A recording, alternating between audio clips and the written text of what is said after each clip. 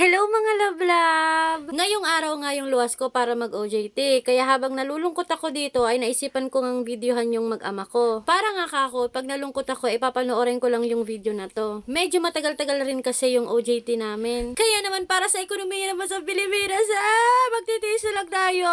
Kasi alam nyo na, hampas lupa pa. Bali mga love-love, umaga pa lang ngayon. Tapos yung biyahe namin gabi. Kaya mamayang hapon, pupunta ako doon sa meeting place namin ng mga makakasama ko sa pag-OJT. Kaya naman habang maaga pa, enjoy ko muna yung kulitan ng mag-ama ko.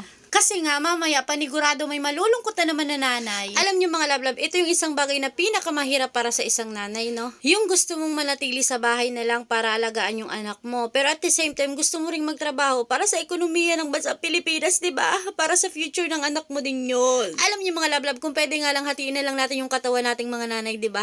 Para nga mapagsabay natin yung pag-aalaga sa mga anak natin, tapos makapagtrabaho tayo, di ba? Kung pwede lang yung ganon. Kasi lang mga love-love, hindi nga pwede, di ba? Kaya kailangan talaga nating mga nanay magsakripisyo. Para rin yun sa mga anak natin. At eto na nga mga love-love, ihahatid na ako ng mag-ama ko. Doon sa meeting place namin ng mga makakasama ko. Kasi doon na lang kami susunduin ng bus sa sasakyan namin. Habang papalapit kami ng papalapit doon sa meeting place, lungkot na lungkot naman yung hampas lupa.